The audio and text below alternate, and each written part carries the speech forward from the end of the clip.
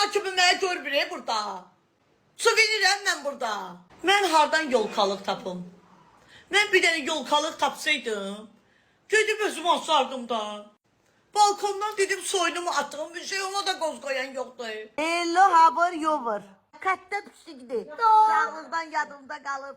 Ölkələri gəzməyə gedəndə danışarım. Fazla ata değil mağaza anadır. Elə ikisi də mən həm fazla özəm, həm maz özəm də ki, sənin başına. Neçə ildir baxıram sizə.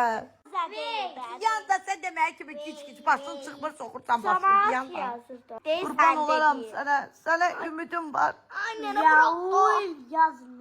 Yazın. Bir dənə yalan barmağa söyləməyən.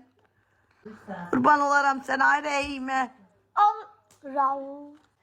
Dua öyrətsin də anama yol atsın Allah. Nə deməkdir o? Yanda paxıl. Görsən ortalığa çıxır. Bu heç nə bilmirik. Mazə. Allah mazəmə ayəmşat atsın. Allah mazəmə şandırız. Yol gör var orada. Star eləyirəm mən, tərsini alıram mən.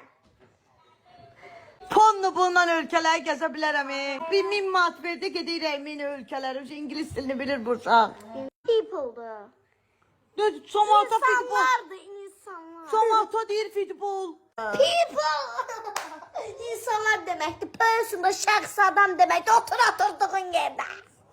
Gör mən nə gün deyəm. Uşaqlar mənə deyir otur. Raul yaz. Fanarımı söndür də. Fanarla gəzirik arvad evdə. Ben o getirsin. Eyni başlıq olan atdı Quranan dostum. 60 manatı gitmiş adamıza sən onu. Hı. 20 Yox, mən də.